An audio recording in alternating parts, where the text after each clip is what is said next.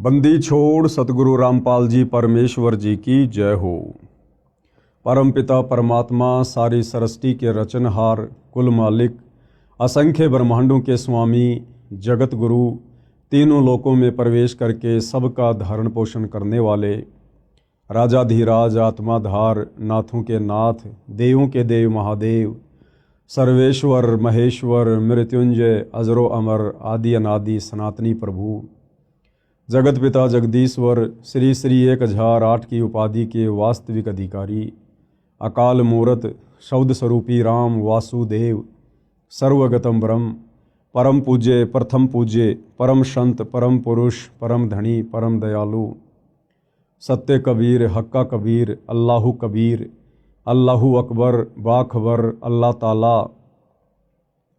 जगत के तारणहार, जगत के मुक्तिदाता, जगत के जगन्नाथ, हारे के सहारे, हिंदुओं के राम, मुसलमानों के अल्लाह, सिखों के वाहिगुरु, ईसाइयों के मसीह, दया के सागर दयानिधि, करुणा के सागर करुणानिधि, स्वयंभू परिभू, संकट मोचन, कष्ट हरण, मंगल करण, दुख भंजन, अविगत कबीर, निर्विकार निर्विषम परमात्मा, अलय अलेख सतगुरु, आदि अनादि सतगुरु, असली मर्यादा पुरुषोत्तम, असली राम, असली कृष्ण, असली घनश्याम, असली मुरारी, राजाओं के राजा, महाराजाओं के महाराजा, शहंशाहों के शहंशाह, सम्राटों के सम्राट, भगवानों के भगवान, अल्लाहों के अल्लाह, प्रभुओं के प्रभु, मसीहाओं के मसीह, सच्चे वाहिगुरु, बाबाओं के बाबा, पीरों के पीर, सेठों के सेठ, जगत सेठ, सावड़सा सेठ, सर्वगुण संपन्न, अनंत कोटि कलाओं के स्वामी, अनंत कोटि ब्रह्मांडों के नायक,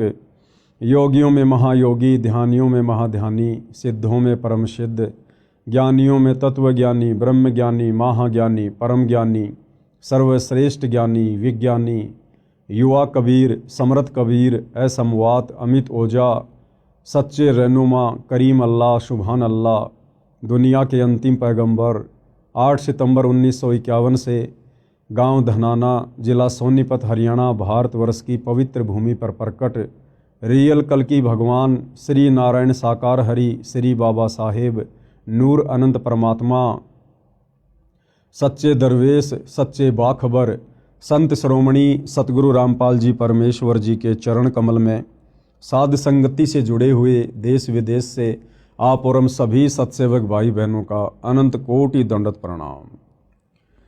भाई और बहनों, बहुत बड़ी रजा, बहुत बड़ी मेहर पूज्य गुरुदेव भगवान की, परमेश्वर रामपाल जी की, जिनके शुभ आशीर्वाद से, विशेष आशीर्वाद से, उन्हीं के कर कमल से लिखित पवित्र पुस्तक हिंदू साहिबान नहीं समझे गीता वेद पुराण, इस पवित्र पुस्तक के ऊपर वीडियो बनाने की श्रृंखला शुरू हुई है।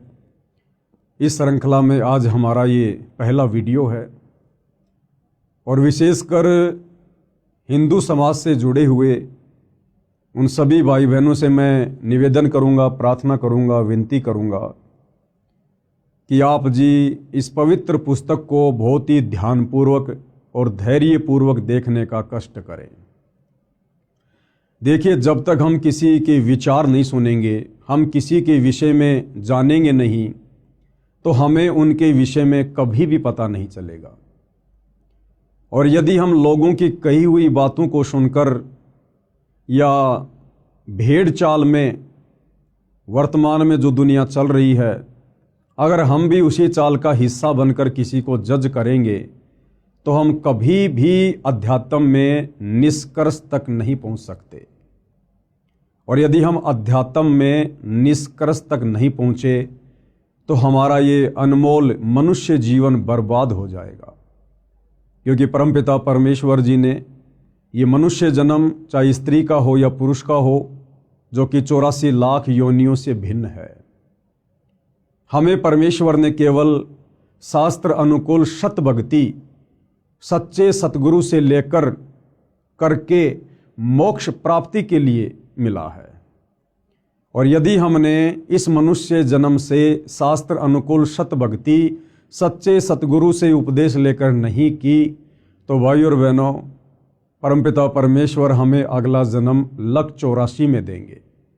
184 योनियाँ जो हम अपने आसपास प्रतिदिन देखते हैं, गधे, कुत्ते, सूअर, बैल, भैंस, जंगली जानवर, कीट पतंग, फिर हमें ये मनुष्य जन्म मिलेंगे। और आज जो सुख सुविधा हमें प्राप्त है इस मनुष्य जीवन में, फिर उन 1,84 वाले शरीरों में ये सुविधा हमें कदापि प्राप्त नहीं होगी। और काफ़ी समय तक फिर परमेश्वर हमें पुनः मनुष्य जन्म भी नहीं देंगे, क्योंकि 1,84 योनियां भोगने के बाद एक मनुष्य जन्म परमात्मा सिर्फ और सिर्फ सच्चे सतगुरु से उपदेश लेकर सत भक्ति करने के लिए प्रदान करते हैं। इसलिए भाइयों और बहनों, आप इस मनुष्य जन्म की कीमत को समझिए और ये मनुष्य जन्म जिन श्वासों के ऊपर टिका हुआ है उन श्वासों की कीमत को समझिए। सतगुरु रामपाल जी क्या समझाना चाहते हैं, क्या संदेशा वो समाज को देना चाहते हैं, क्यों उन्होंने सन 1994 से अपना जीवन परमार्थ के कार्यों के लिए न्योछावर कर दिया और वर्तमान में भी पूरी तरह से संघर्षरत हैं परमार्थ के लिए। तो महापुरुषों के जीवन में जब तक हम झांक कर देखेंगे नहीं भाई और बहनों, हम सच्चाई से रूबरू नहीं हो सकते हैं। तो अब ये पवित्र पुस्तक हिंदू साहिबान नहीं समझे गीता वेद पुराण, मैं अपनी तरफ से इस पुस्तक के विषय में ज़्यादा कुछ नहीं बोलूँगा, क्योंकि इस पुस्तक में बहुत कुछ, या यूं कह लीजिए सब कुछ सतगुरु रामपाल जी परमेश्वर जी ने डाल दिया है। आपने सिर्फ घर बैठे इस पुस्तक को ध्यानपूर्वक प्रतिदिन रात्रि 9 बजे मुझ पवन दास के फेसबुक पेज पवन दास इस लाइव के ऊपर अपनी आंखों से देखकर जज करना है। आप चाहें तो पवित्र गीता जी को, जो गीता प्रेस गोरखपुर से प्रकाशित है, विशेषकर हिंदू समाज जिसको परम सत्य मानता है, आप जी उस गीता को भी अपने साथ में रखिए। वो गीता जी कौन सी है, कहाँ मिलेगी, कहाँ से प्रकाशित हैं, इस पुस्तक में आपको बताया जाएगा, समझाया जाएगा। गीता जी आप अपने साथ रखिए, ऐसा इसलिए कहा जा रहा है ताकि आपके मन में कोई भी डाउट पैदा ना हो। यदि आपको लगे कि संत रामपाल जी ने अपनी पुस्तक में जो बातें लिखी हैं गीता जी के विषय में, वेदों के विषय में, पुराणों के विषय में, और यदि आपको लगता है कि वो गलत हैं, तो आप जी अपनी पवित्र पुस्तक गीता जी को उठाकर खोलकर वो श्लोक, वो अध्याय मिला सकते हैं अपनी संतुष्टि के लिए। अन्यथा सतगुरु रामपाल जी ने तो अक्षर अक्षर परम सत्य ही लिखा है। तो भाइयों और बहनों, अब हम सीधा पुस्तक की ओर चलते हैं और ये पवित्र पुस्तक समाज को क्या संदेशा देना चाहती है, इस पर हम विचार करेंगे। हिंदू साहिबान नहीं समझे गीता वेद पुराण। आज हम इसके प्रथम अध्याय को लेते हैं। सबसे पहले 2 शब्द। विश्व के सब भाइयों तथा बहनों को मेरा सत सत प्रणाम। भाई और बहनों, अभी हम नादान हैं, अध्यात्म से अपरिचित हैं। जिस समय हम अध्यात्म की गहराई को छुएंगे, हम शास्त्र अनुकूल सत भक्ति को ग्रहण करेंगे, सतगुरु रामपाल जी को सतगुरु के रूप में धारण करेंगे, उस समय आपको बहुत ज़्यादा पछतावा होगा। किस बात को लेकर? कि हम नादान प्राणियों को समझाने के लिए सतगुरु रामपाल जी हमें कह रहे हैं सत सत प्रणाम, जबकि अनंत बार कोटि कोटि प्रणाम हम लोगों ने सतगुरु रामपाल जी के चरणों में कहना चाहिए। परंतु अभी हम अध्यात्म से अनजान हैं, नादान हैं, भ्रमित हैं। हर धर्म के प्रत्येक धर्म गुरु ने समस्त समाज के अनुयायियों को शास्त्र विरुद्ध साधना पर लगाकर भक्ति और भगवान से कोसों दूर कर दिया है, और भगत समाज सच्चे गुरु की पहचान करना भी भूल चुका है। क्योंकि किसी भी धर्म का व्यक्ति हो, वो केवल उस धर्म की पुस्तकों का नाम तो जानता है, लेकिन पुस्तकों के अंदर ज्ञान क्या छुपा हुआ है, वो पुस्तकें कहना क्या चाहती हैं, समझा क्या रही हैं, वो ना हमारे धर्म गुरुओं को पता है और ना आम नागरिकों को पता है। और जब हमें इस बात का पता चलेगा सतगुरु रामपाल जी से उपदेश लेकर या उनके सत्संग सुनकर, उसके बाद ये जो शब्द यहाँ लिखे हुए हैं इस पुस्तक में सतगुरु रामपाल जी की तरफ से कि सत सत प्रणाम, उसके बाद हम उनके चरण कमल में कहेंगे गुरुदेव भगवान के चरण कमल में अनंत कोटि दंडवत प्रणाम। हिंदू साहिबानों से मेरा निवेदन है कि इस पुस्तक को निष्पक्ष बुद्धि से दिल थाम कर पूरा पढ़ना। हिंदू समाज के लिए ये पुस्तक संजीवनी है तथा वरदान सिद्ध होगी। आपने संजीवनी बूटी का तो नाम सुना होगा। जब लक्ष्मण जी के प्राण संकट में थे तो हनुमान जी को सेवा दी गई द्रोणागिरी पर्वत से संजीवनी बूटी लाने की। हनुमान जी संजीवनी बूटी लेकर आए, उसका रस श्री लक्ष्मण जी के मुख में डाला गया, तब वे कोमा से बाहर आए, वे होश में आए। इसी प्रकार भाइयों और बहनों, युगों युगों से ये समाज भक्ति और भगवान के नाम पर भ्रमित है। हमारे धर्म गुरुओं ने काल प्रेरणा से हमारे से शास्त्र विरुद्ध साधना करवाकर हमें अज्ञान की गहरी नींद में सुला रखा है। अब ये पुस्तक सतगुरु रामपाल जी के कर कमल से लिखित, इसको पढ़ने और समझने के बाद ये पुस्तक हमारे लिए संजीवनी बूटी साबित होगी। हम जो अज्ञानता की गहरी नींद में सोए हुए हैं, ये पुस्तक हमें जगाएगी, हमें समझाएगी कि नादानो जागो, उठो, आज तुम्हें मनुष्य जन्म प्राप्त है, जिस मनुष्य जन्म के लिए 33 करोड़ देवी देवता और ब्रह्मा विष्णु महेश भी तरसते हैं, क्योंकि पूर्ण मोक्ष पूर्ण मुक्ति केवल मनुष्य जन्म में ही संभव है, देव शरीर में संभव नहीं है।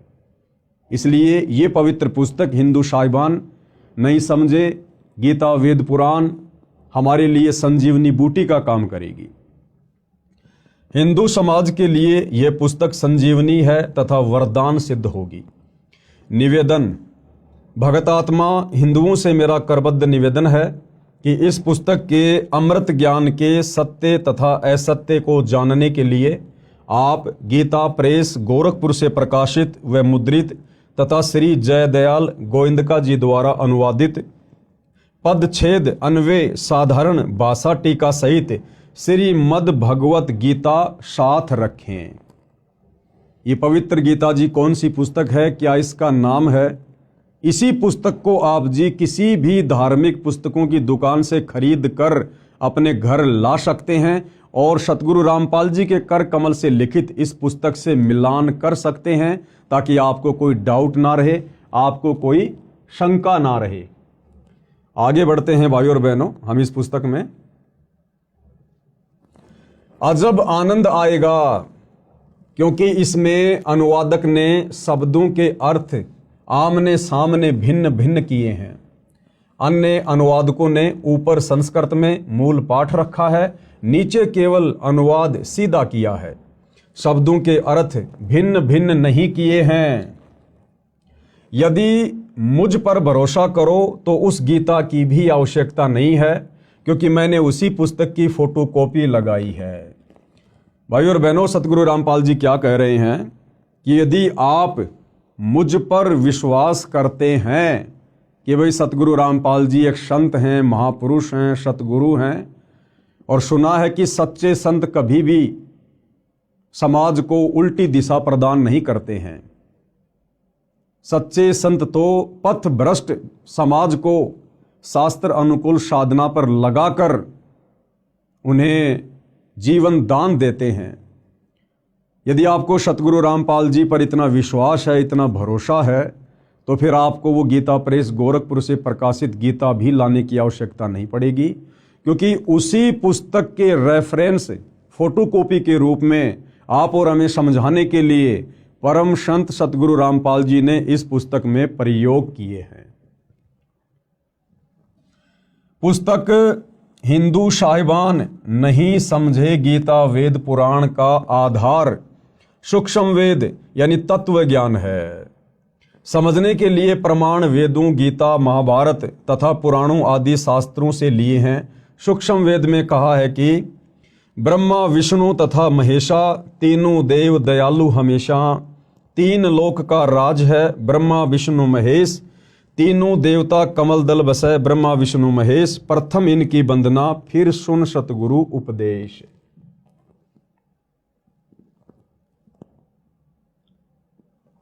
अर्थात सूक्ष्म वेद में अध्यात्म का संपूर्ण ज्ञान है। भाइयों और बहनों, ध्यान देना, यहां पर सतगुरु रामपाल जी ने इस पुस्तक का आधार बताया है सूक्ष्म वेद। अब ये सूक्ष्म वेद क्या है, 99% समाज इस बात से अपरिचित है। हमने तो केवल 4 वेदों के नाम सुने हैं, यजुर्वेद, ऋग्वेद, अथर्ववेद, सामवेद। अब ये 5वां वेद कौन सा आ गया? ये 5वां वेद इन 4 वेदों का बाप है, इनका पिता है।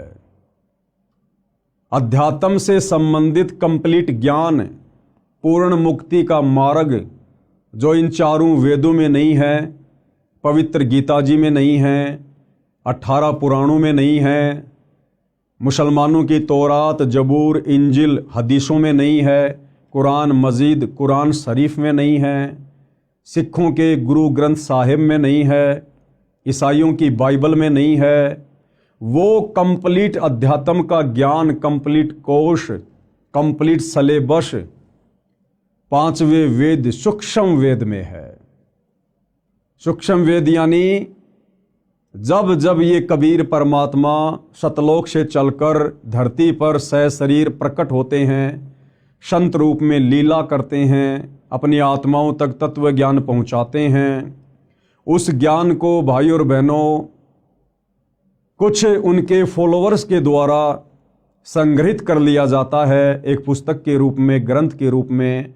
उसको सूक्ष्म वेद कहते हैं, सूक्ष्म ज्ञान कहते हैं। जैसे 650 साल पहले बनारस के काशी में जब कबीर जी आए थे, सन 1398 से 1518 तक, यानी 120 वर्ष तक उन्होंने लीला की, अपने ज्ञान का प्रचार किया, 64 लाख आत्माओं को अपनी शरण में लिया। उन्होंने जो भी हमें तत्व ज्ञान बताया, समझाया, उस ज्ञान को आगे चलकर आदरणीय धर्मदास जी नाम के एक भगत के द्वारा कबीर सागर के रूप में लिपिबद्ध कर लिया गया। उसको सूक्ष्म वेद कहते हैं, वो 5वां वेद है। उसके बाद लगभग 300 वर्ष पहले गांव छुडानी, जिला झज्जर, हरियाणा में आदरणीय गरीबदास जी हुए, और इसी प्रकार से गरीबदास जी को भी कबीर परमात्मा सतलोक से आकर मिले, उनको सत ज्ञान दिया, उनको सतलोक दिखाया, सारी सृष्टि रचना समझाई, और इसी प्रकार आदरणीय गरीबदास जी ने भी एक सूक्ष्म वेद की रचना करवाई, जिसको सदग्रंथ साहिब के नाम से जाना जाता है, जिसमें 24,000 वाणियाँ हैं।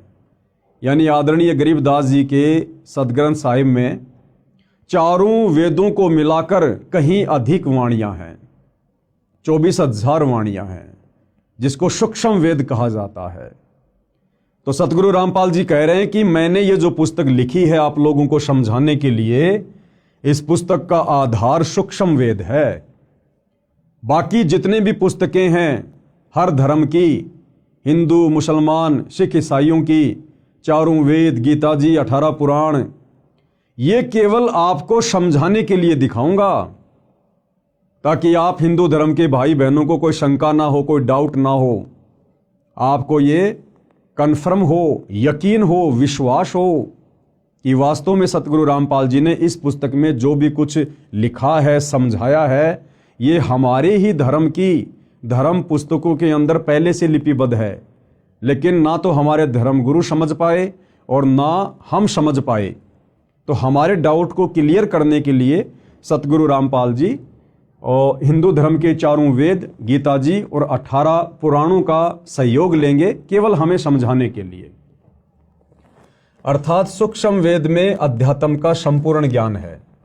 उसमें कहा है कि तीनों देवता श्री ब्रह्मा जी, श्री विष्णु जी तथा श्री शिव जी बहुत दयालु हृदय के हैं।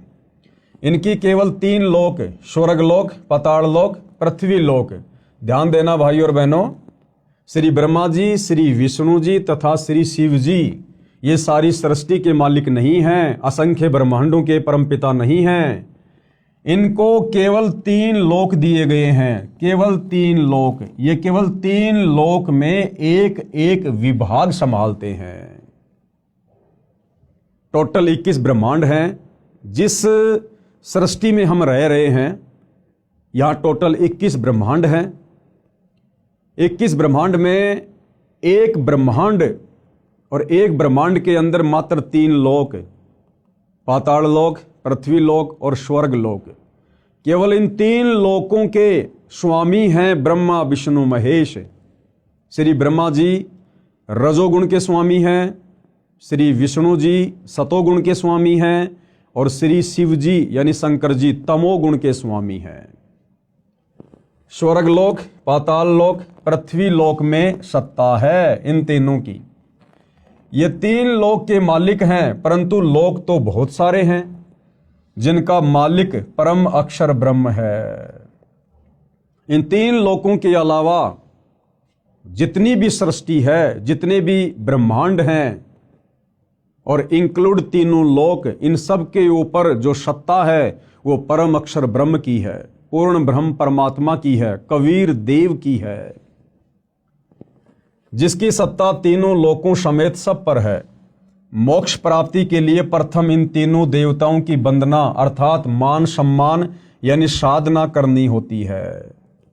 परमपिता परमेश्वर जी ने अपना एक मैनेजमेंट बना रखा है, एक सिस्टम बना रखा है इस सृष्टि को चलाने के लिए, और उस सिस्टम के अंतर्गत ब्रह्मा विष्णु महेश जी तो केवल एक मैनेजर के रूप में कार्य कर रहे हैं। जिस प्रकार से एक फैक्ट्री होती है, फैक्ट्री का एक मालिक होता है, मालिक के बहुत सारे नौकर होते हैं, सुपरवाइजर होते हैं, उन सब पर निगाह रखने के लिए, उन सब से कार्य करवाने के लिए मालिक अपना एक मैनेजर नियुक्त करता है, जो उस कंपनी के मालिक की गैर हाजिरी में सर्व कार्यों की देख रेख करता है और सारी रिपोर्ट अपने मालिक को देता रहता है। इसी प्रकार ये जो पूरी कायनात है, मुसलमान धर्म में जिसको कायनात कहते हैं, हिंदू भाई बहन जिसको सृष्टि कहते हैं, इस पूरी सृष्टि का, इस पूरी कायनात का मालिक एक ही है, कबीर भगवान। गीता जी में जिसको परम अक्षर ब्रह्म की संज्ञा दी गई है, यानी सर्वश्रेष्ठ परमात्मा, उत्तम परमात्मा। और ये जो ब्रह्मा विष्णु महेश जी हैं, ये उस परम अक्षर ब्रह्म के एक ब्रह्मांड में 3 लोकों में केवल एक एक विभाग पर मैनेजर की पदवी पर नियुक्त हैं। रजोगुण विभाग ब्रह्मा जी के अंडर में, शतोगुण विभाग श्री विष्णु जी के अंडर में और तमोगुण विभाग श्री शंकर जी के अंडर में। अर्थात मान सम्मान यानी साधना करनी होती है। फिर सतगुरु का उपदेश सुनो जो परम अक्षर ब्रह्म की पूजा साधना बताएगा। उस संत से तत्व ज्ञान सुनो। तत्वदर्शी संत पूर्ण मोक्ष प्राप्ति की साधना यानी पूजा बताता है। पूर्ण मोक्ष के लिए इन तीनों देवताओं की शास्त्रोक्त साधना करनी होती है। परंतु पूजा गीता अध्याय 8 श्लोक 3, 8, 9, 10, अध्याय 15 श्लोक 17, अध्याय 18 श्लोक 62 में बताए परम अक्षर ब्रह्म की करनी होती है। भाई और बहनों, साधना में और पूजा में, भक्ति में और पूजा में रात दिन का अंतर होता है। और पूर्ण मोक्ष प्राप्ति के लिए हमने पूजा केवल एक परमपिता परमेश्वर की करनी होती है, परम अक्षर ब्रह्म की, उत्तम पुरुष की, सर्वश्रेष्ठ परमात्मा की। बाकी हम जिस लोक में रह रहे हैं, ब्रह्मा विष्णु महेश यहाँ के मैनेजर हैं तीनों गुणों के, तो हमने साधना इनकी भी करनी पड़ेगी। जिस प्रकार एक प्यासे व्यक्ति को अपनी प्यास बुझाने के लिए जल की आवश्यकता पड़ती है, जब तक उसको जल नहीं मिलेगा उसकी तृप्ति नहीं हो सकती। अब जल मिलेगा हैंड पंप से, तो हमने हैंड पंप की साधना करनी पड़ेगी। हमने हैंड पंप की साधना करनी पड़ेगी।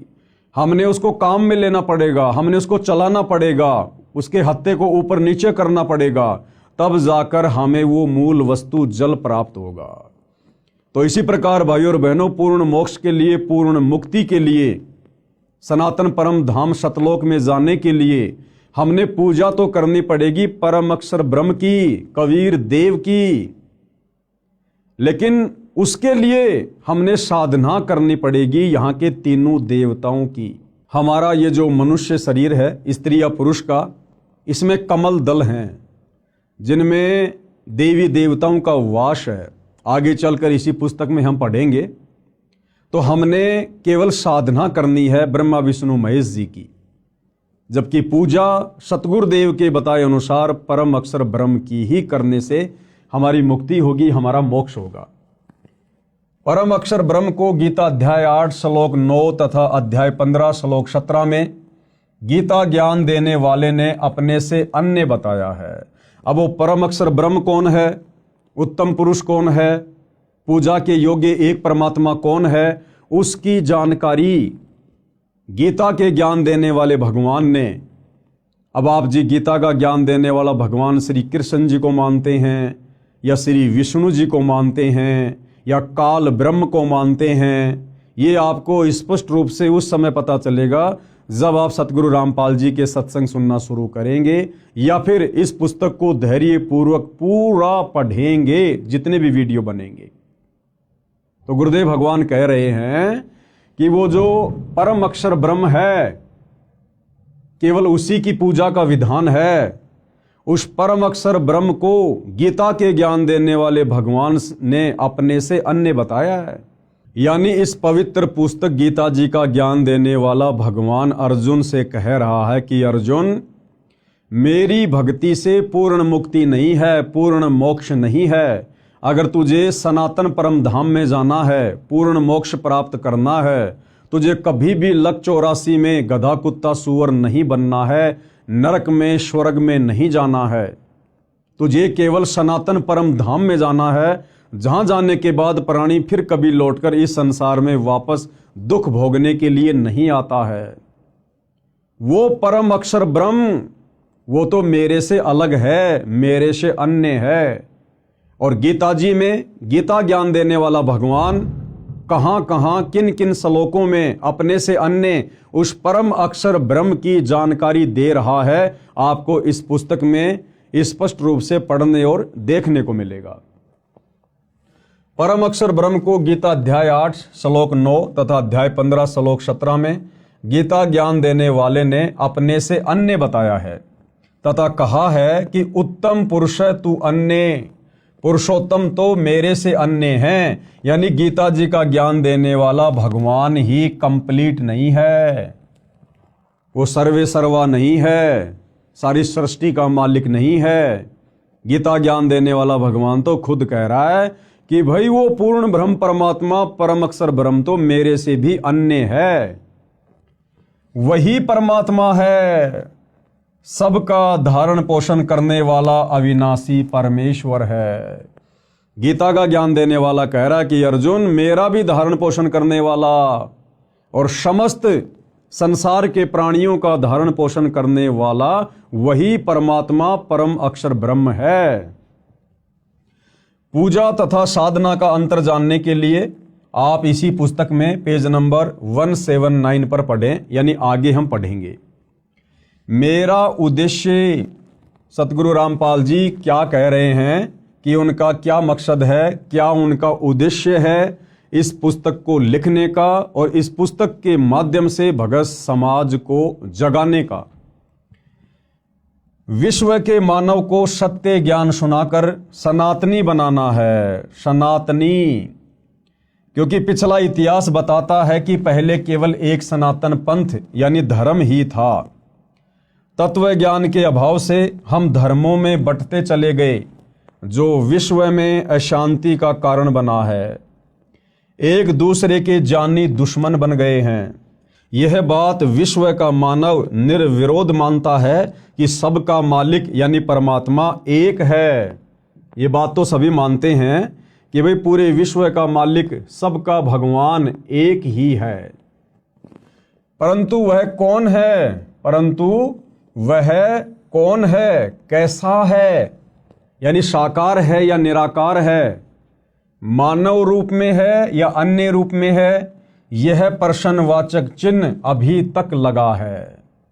जैसे भाइयों और बहनों, कोई व्यक्ति चाहे किसी की भी पूजा करता है, किसी भी धर्म का है, जैसे हिंदू धर्म की हम बात करें, एक व्यक्ति को सारा जीवन बीत जाता है देवी देवताओं की पूजा करते हुए, ब्रह्मा विष्णु महेश की पूजा करते हुए, और जब उस व्यक्ति के ऊपर कोई विशेष आपत्ति, विशेष संकट आता है और जब उसका कहीं कोई समाधान नहीं निकलता है, तो अंत में वो व्यक्ति थक हार कर अंतरात्मा से पुकार करता है कि हे सच्चे परमात्मा, हे सबके मालिक।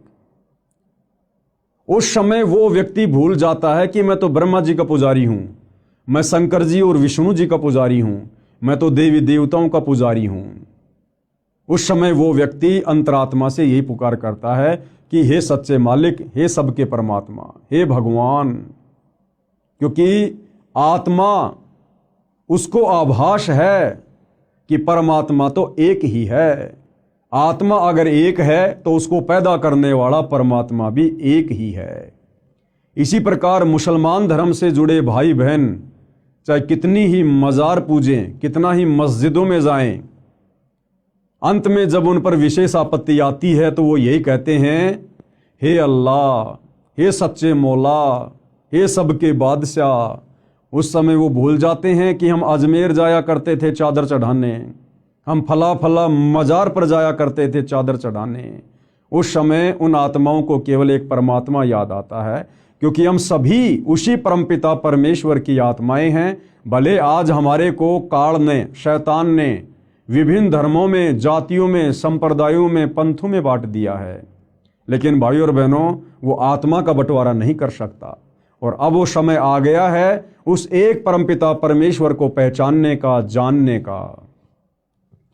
तो क्या कह रहे हैं गुरुदेव भगवान कि परमात्मा के विषय में, भगवान के विषय में, कि भगवान साकार है या निराकार है, मानव रूप में है या अन्य रूप में है।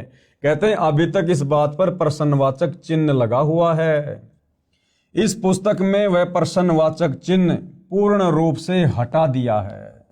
सत्य को ग्रहण करना, असत्य से किनारा करना एक नेक मानव का परम कर्तव्य बनता है। यानी सत्य को स्वीकार करना और असत्य को दूर कर देना, ये एक सभ्य इंसान का, सभ्य मानव का, वो चाहे हिंदू हो, मुसलमान हो, सिख हो, ईसाई हो, ये उसका परम कर्तव्य बनता है। और जब बात हो हमारे आत्म कल्याण की, तो भाइयों और बहनों, फिर झूठ की नाव में भला कौन बैठना पसंद करेगा। इस पुस्तक में एक शब्द भी चारों वेदों व वेदों के सार श्रीमद् भगवत गीता, पुराणों तथा सूक्ष्म वेद से बाहर नहीं है। ये जो पवित्र पुस्तक सतगुरु रामपाल जी ने अपने कर कमल से लिखकर समाज में प्रस्तुत की है, इस पुस्तक में आपको जो भी ज्ञान मिलेगा, विशेषकर हिंदू धर्म से जुड़े भाई बहनों को कंप्लीट ज्ञान हमारे हिंदू धर्म के पवित्र धर्म ग्रंथों के अंदर वाला ही है। और जो ज्ञान इन चारों वेदों में और गीता जी में, 18 पुराणों में नहीं है, वो ज्ञान फिर 5वें वेद सूक्ष्म वेद में है, कबीर सागर में और आदरणीय गरीबदास जी के सदग्रंथ साहिब में। तो इन धर्म ग्रंथों के अलावा आपको किसी भी प्रकार की उआबाई या झूठी बातें इस पुस्तक में देखने को या सुनने को कतई नहीं मिलेगी। सूक्ष्म वेद में बताया है कि विश्व के सभी जीवात्मा परम शांति वाले सनातन परम धाम में उस परमात्मा के पास रहते थे, जिसके विषय में गीता अध्याय 18 श्लोक 62 में कहा है कि हे भारत, तू सर्व भाव से उस परमेश्वर की शरण में जा। गीता जी का ज्ञान देने वाला भगवान, जिसको हिंदू समाज के भाई बहनों ने अपना परमात्मा मान लिया था, वो गीता जी का ज्ञान देने वाला भगवान भी कह रहा है कि हे भारत, यानी हे अर्जुन, तू सर्व भाव से, यानी हर प्रकार से, और सारी भक्ति छोड़कर, ब्रह्मा विष्णु महेश की भक्ति छोड़कर, देवी देवताओं की भक्ति छोड़कर, और गीता का ज्ञान देने वाले काल ब्रह्म की भक्ति छोड़कर सर्व भाव से उस परमेश्वर की शरण में जा। कौन से परमेश्वर की शरण में? परम अक्षर ब्रह्म की शरण में। उसकी कृपा से ही तू परम शांति को तथा शाश्वत स्थानम सनातन परम धाम यानी सत्य लोक को प्राप्त होगा। उसकी कृपा से ही तू परम शांति। अब भाइयों और बहनों, परम शांति क्या होती है? जब तक हम इस मनुष्य जन्म में हैं, इस पृथ्वी पर हैं, या ये मनुष्य छोड़कर यदि हम ऊपर के लोकों में देवी देवता भी बन गए, ब्रह्मा विष्णु महेश भी बन गए, तो भी हमारे को यहाँ परम शांति नहीं हो सकती काल के लोक में। आप जी ब्रह्मा विष्णु महेश के जीवन चरित्र को देखते हैं, पढ़ते हैं। ब्रह्मा विष्णु महेश भी राक्षसों के साथ में युद्ध करते हैं, लड़ाई झगड़ा करते हैं। 33 करोड़ देवी देवताओं के राजा इंद्र, ये भी हमेशा राक्षसों के साथ युद्ध करते रहते हैं। कभी राक्षस विजय हो जाते हैं तो देवी देवताओं को अपने पद छोड़कर जंगलों में जाना पड़ता है, धक्के खाने पड़ते हैं। आपने सुना होगा कि रावण ने अपनी सिद्धि शक्ति से अपनी समस्त राक्षस सेना को आकाश में उड़ाकर और देवताओं के ऊपर धावा बोल दिया, आक्रमण कर दिया, और रावण ने 33 करोड़ देवी देवताओं को हराकर बंदी बना लिया और अपनी कारागार में डाल दिया था। श्री शनिदेव महाराज तो रावण के पैरों के नीचे रहा करते थे। जैसे आप और हम भाई बहन जूते झाड़ने के लिए हम जिस फुटमेट का प्रयोग करते हैं ना, शनिदेव तो रावण के पैरों के नीचे रहा करता था। वरुण देव ये रावण का पानी भरा करता था। अग्निदेव रावण की रसोई में खाना बनाया करता था। पवन देव रावण के महल में झाड़ू निकाला करता था। तो भाई और बहनों, यहां परम शांति नहीं है। चाहे हम 33 करोड़ देवी देवता क्यों ना बन जाएं, चाहे हम ब्रह्मा विष्णु महेश की पदवी को प्राप्त क्यों ना हो जाएं, जब तक हम इस काल के 21 ब्रह्मांड में हैं, इस लोक में हैं, तब तक हमें परम शांति नहीं हो सकती। तो गीता का ज्ञान देने वाला भगवान काल ब्रह्म कह रहा है कि उसकी कृपा से ही तू परम शांति को तथा शाश्वत स्थानम, यानी जिस स्थान का, जिस लोक का, जिस सृष्टि का किसी भी देश काल और परिस्थिति में विनाश ना हो, जो कभी भी नष्ट ना होती हो, जहां कभी कोई प्रलय ना आती हो, महाप्रलय ना हो, कहते हैं तू उसको प्राप्त हो जाएगा, तू वहां चला जाएगा उस परम अक्षर ब्रह्म की कृपा से, उसकी भक्ति करके। उसकी कृपा से ही तू परम शांति को तथा शाश्वत स्थानम, सनातन परम धाम यानी सत्य लोक को प्राप्त होगा। उस परमेश्वर का प्रमाण गीता ज्ञान देने वाला भगवान कह रहा है अर्जुन से कि उस परम अक्षर परमात्मा का प्रमाण, यानी वो कौन है, कैसा है, कहाँ रहता है, उसकी प्राप्ति की विधि क्या है। कहते हैं इसका जो प्रमाण है, उस परमेश्वर का प्रमाण, गीता अध्याय 8 श्लोक 1 में अर्जुन ने प्रश्न किया कि आपने गीता अध्याय 7 श्लोक 29 में जो तत्व ब्रह्म कहा है, वह तत्व ब्रह्म क्या है? जिसका उत्तर देते हुए गीता अध्याय 8 श्लोक 3, 8, 9 व 10, गीता अध्याय 15 श्लोक 4 तथा 17 आदि में कहा है, जिस लोक में वह तत्व ब्रह्म यानी परम अक्षर ब्रह्म सत्य पुरुष रहता है, उसमें परम शांति है, यानी महासुख है। उस सनातन परम धाम में गए साधक यानी भगत फिर लौटकर संसार में नहीं आते।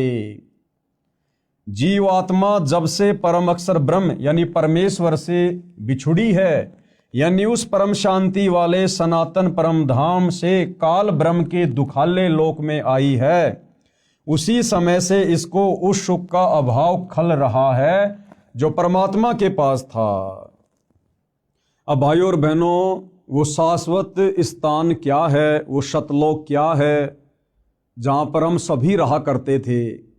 33 करोड़ देवी देवता, ब्रह्मा विष्णु महेश, जितने भी मानव शरीरधारी प्राणी हैं, 184 योनियों में जितने भी अनगिनत असंख्य जीव जंतु हैं, ये सभी आत्माएं पहले उस परम अक्षर ब्रह्म के पास उस सत्य पुरुष के पास उसके अमर लोक सतलोक में रहा करती थी।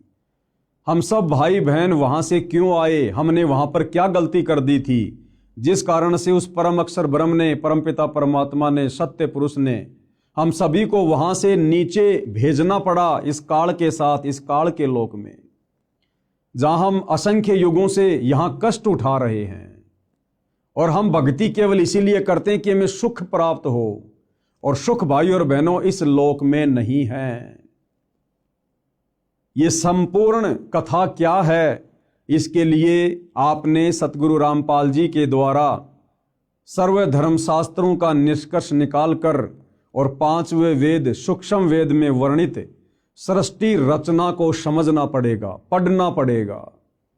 आपको इस पुस्तक में आगे सृष्टि रचना की जानकारी दी जाएगी। इसके अलावा आप जी यूट्यूब पर ये सर्च कर सकते हैं, सृष्टि रचना संत रामपाल जी महाराज। आपको सृष्टि रचना की जानकारी के बहुत सारे वीडियो देखने को मिलेंगे, आप वहां से भी जानकारी प्राप्त कर सकते हैं। तो क्या कहा जा रहा है कि जीव आत्मा जब से परम अक्षर ब्रह्म यानी परमेश्वर से बिछुड़ी है, यानी उस परम शांति वाले सनातन परम धाम से काल ब्रह्म के दुखाले लोक में आई है, उसी समय से इसको उस सुख का अभाव खल रहा है जो परमात्मा के पास था। उस सुख की खोज में इधर उधर भटक रही है। इस यात्रा में जैसा भी मार्गदर्शक मिला उस पर विश्वास कर लिया, क्योंकि भगत का हृदय नम्र व श्रद्धा युक्त होता है। यानी भगत का एक स्वभाव होता है, वो हर किसी पर बड़ी आसानी से विश्वास कर लेता है। इस कारण से धर्म बनते चले गए। अधूरे ज्ञान से मानव समाज धर्मों में बढ़ता चला गया। अनेकों पंथ यानी धर्म बन गए। सर्वप्रथम एक आदि सनातन पंथ यानी धर्म था। मानव समाज शास्त्रोक्त साधना करता था, यानी शास्त्रों के अनुसार ही साधना करता था। यह भैरव भूत की साधना नहीं करता था, चौराहों की पूजा नहीं करता था, किसी भी ऐरे गहरे जादू जंत्र करने वाले बाबाओं के चक्कर में आकर टोने टोटके जंत्र मंत्र में विश्वास नहीं करता था। केवल शास्त्रों के अनुसार साधना की जाती थी। आदि सनातन पंथ में शुरुआत में सतयुग में मानव समाज शास्त्रोक्त साधना करता था। वह सतयुग का समय था। वह कौन सा समय था? वो सतयुग का समय था, जिस समय पूरी पृथ्वी के मानव शास्त्रों के अनुसार यानी पांचों वेदों के अनुसार साधना किया करते थे। पांचों वेदों ऋग्वेद, यजुर्वेद, सामवेद, अथर्ववेद तथा सूक्ष्म वेद, केवल यही शास्त्र हुआ करते थे। 4 वेद ब्रह्मा जी को मिले, उनमें संपूर्ण अध्यात्म ज्ञान नहीं था। यानी वर्तमान में हिंदू समाज में जो 4 वेद मुख्यतः प्रचलित हैं, सर्वप्रथम ये चारों वेद उनके पिता काल ब्रह्म के द्वारा समुद्र मंथन के माध्यम से ब्रह्मा जी को मिले।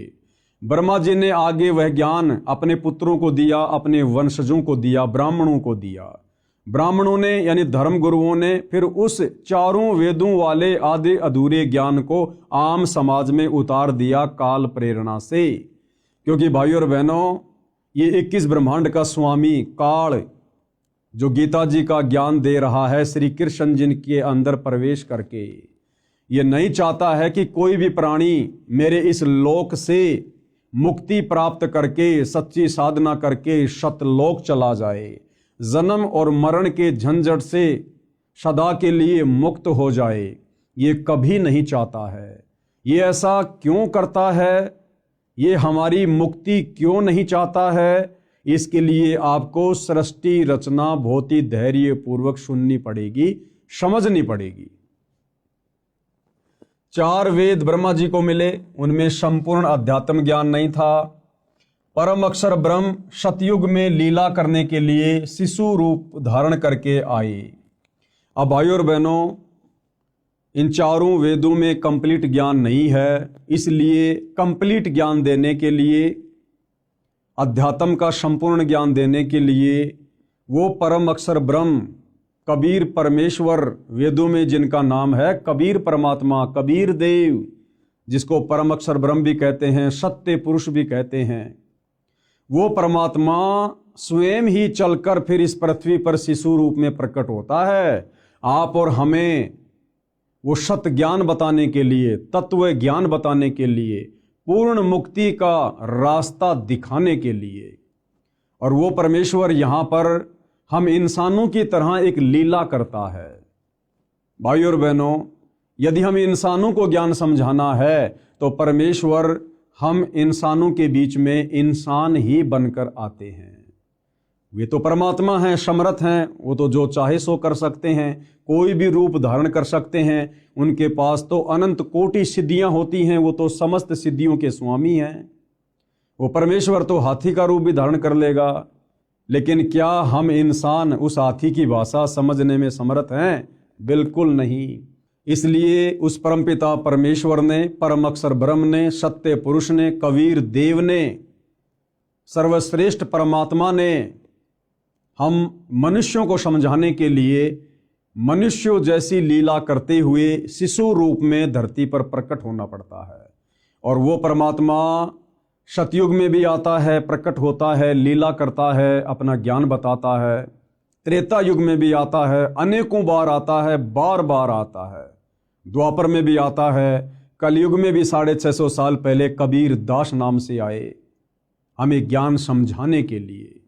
उस परमेश्वर जी की वाणी है कि सतयुग में सत सुकृत कह टेरा, त्रेता नाम मुनिंदर मेरा, द्वापर में करुणा में कहाया और कलयुग में नाम कबीर धराया। सतयुग में वो सत्य पुरुष परम अक्षर ब्रह्म कबीर देव सत सुकृत ऋषि के नाम से प्रकट हुए, त्रेता में मुनिंदर ऋषि के नाम से प्रकट हुए, द्वापर में करुणा में ऋषि के नाम से प्रकट हुए और कलयुग में 650 वर्ष पहले कबीर नाम से प्रकट हुए। अधिक जानकारी हम आगे इस पुस्तक में पढ़ेंगे।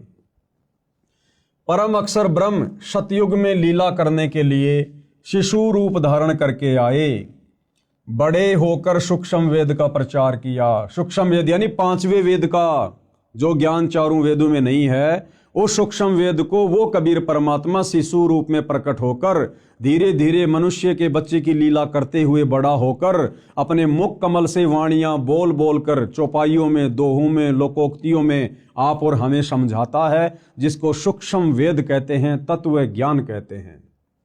बड़े होकर सूक्ष्म वेद का प्रचार किया। तब तक उस समय के ऋषियों ने चारों वेदों वाला ज्ञान पढ़ लिया था। सूक्ष्म वेद वाला कुछ ज्ञान चारों वेदों में न होने के कारण उसको गलत माना। अब इन चारों वेदों में वो सूक्ष्म वेद वाला ज्ञान नहीं है, तभी तो इन चारों वेदों के ज्ञान को आधा अधूरा कहा जाता है, इन चारों वेदों को अनकंप्लीट कहा जाता है। तो जिस समय वो सत्य पुरुष परम अक्षर ब्रह्म कबीर देव सतयुग में एक शिशु के रूप में प्रकट होते हैं, उससे पहले ये काल ब्रह्म ज्योति निरंजन अपने पुत्र ब्रह्मा को समुद्र मंथन के माध्यम से चारों वेद देकर आम समाज में उस ज्ञान का प्रचार प्रसार करवा चुका होता है। हमारे बड़े बड़े ऋषि मुनि, साधु संत महात्मा, ब्रह्मा जी के वंशज मनु जैसे, शाश्वत जैसे, ये उस ज्ञान को पढ़ चुके होते हैं, चारों वेदों वाले को, और आम समाज में उस ज्ञान का प्रचार प्रसार करना शुरू कर देते हैं। और जिस समय वो कबीर परमात्मा शिशु रूप में धरती पर प्रकट होता है और जब अपने 5वें वेद सूक्ष्म वेद का उस कंप्लीट तत्व ज्ञान का प्रचार करते हैं, लोगों को समझाते हैं कि भाई भक्ति का पूरा नॉलेज, भक्ति का पूरा ज्ञान, मुक्ति का पूरा मार्ग तुम्हारे इन चारों वेदों में नहीं है। तो आम व्यक्ति और वो जितने भी ऋषि मुनि होते हैं जो चारों वेदों को पढ़कर आगे ज्ञान प्रचार करते हैं, वो उस कबीर परमात्मा वाले सूक्ष्म वेद में वर्णित ज्ञान को स्वीकार नहीं करते हैं। और इस कारण से परमपिता परमेश्वर जी को उस 5वें वेद सूक्ष्म वेद के ज्ञान को आम जनता तक पहुंचाने में बड़ी कठिनाइयों का सामना करना पड़ता है। अब भाइयों और बहनों, आपके मन में एक छोटी सी शंका उठेगी कि भाई जब वो इतना बड़ा भगवान है, इतना समर्थ है, जिसने सारी सृष्टि रची है, ब्रह्मा विष्णु महेश को बनाया है, देवी देवताओं को बनाया है, सारी सृष्टि का संचालन कर रहा है, फिर भला उसकी मजबूरी कैसी? तो भाइयों और बहनों, इस संपूर्ण जानकारी के लिए आपको सृष्टि रचना पढ़नी पड़ेगी, समझनी पड़ेगी। उसके बाद आपको समझ में आएगा कि अपने द्वारा रची गई सृष्टि में जो नियम वो परमात्मा बनाता है या बनाकर इस काल ब्रह्म को देता है, उन नियमों को वो परमात्मा स्वयं भी नहीं तोड़ता है, जिस कारण से परमेश्वर इस प्रकार की लीला करते हैं। और भी उसके पीछे बहुत सारे रीजन होते हैं, ये ज्ञान हम तक पहुंचाने के लिए, वो हमें आगे पता चलेगा।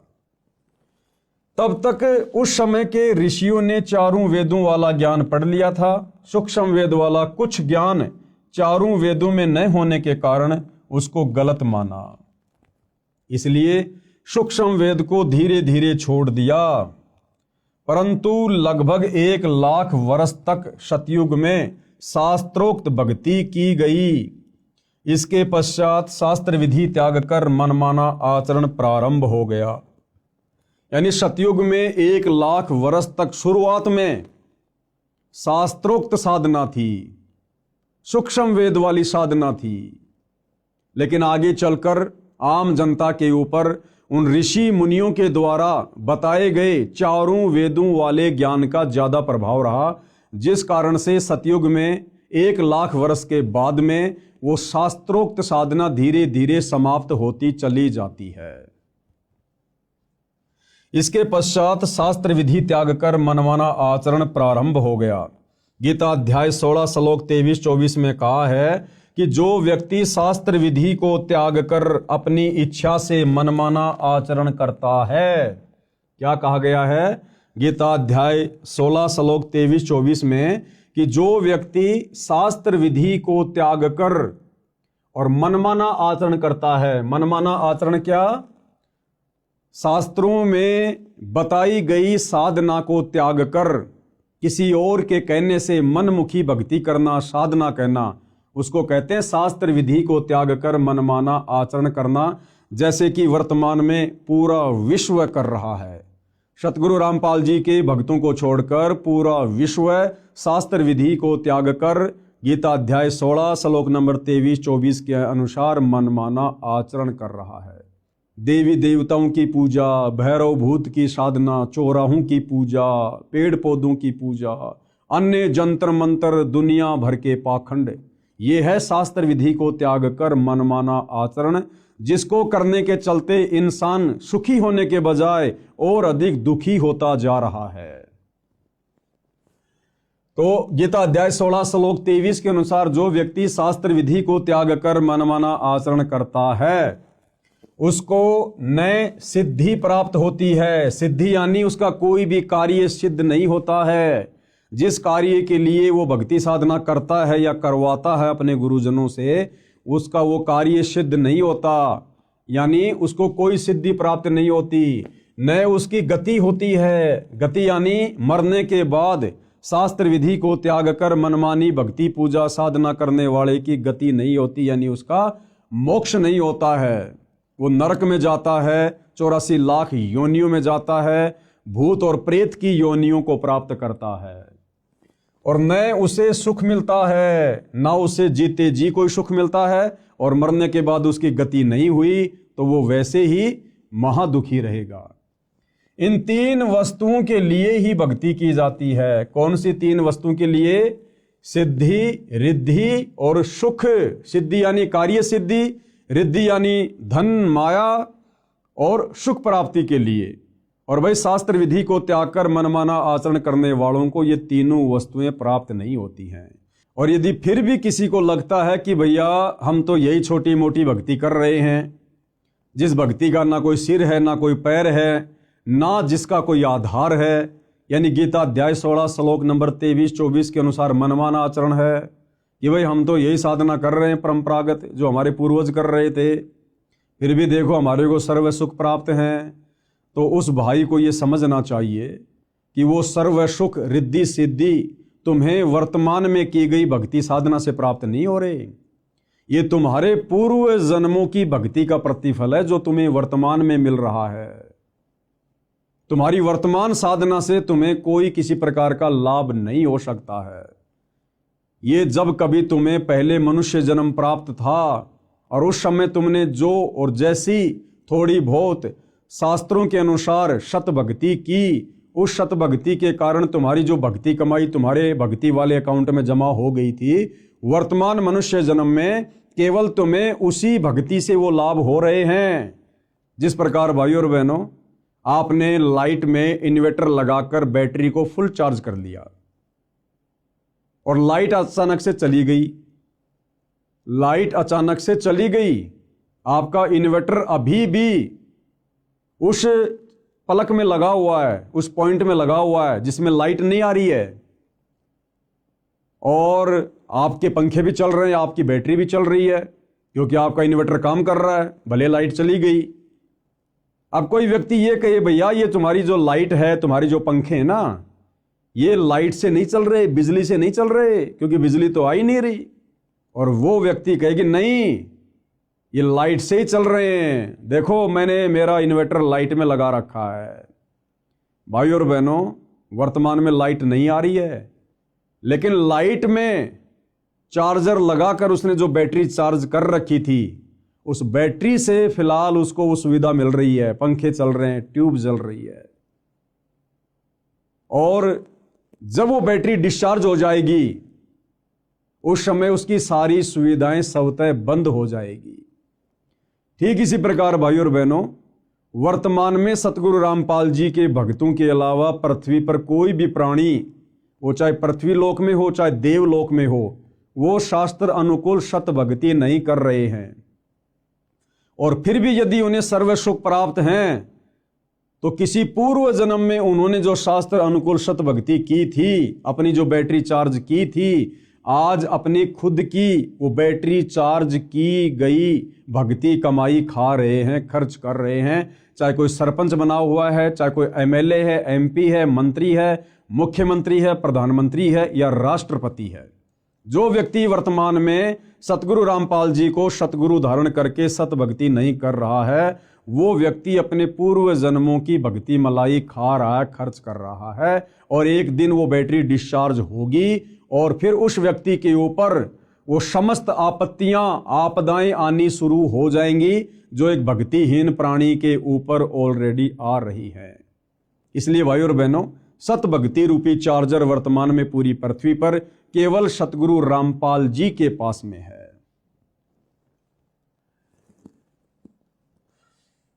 उसको न सिद्धि प्राप्त होती है, न उसकी गति होती है, न उसे सुख मिलता है।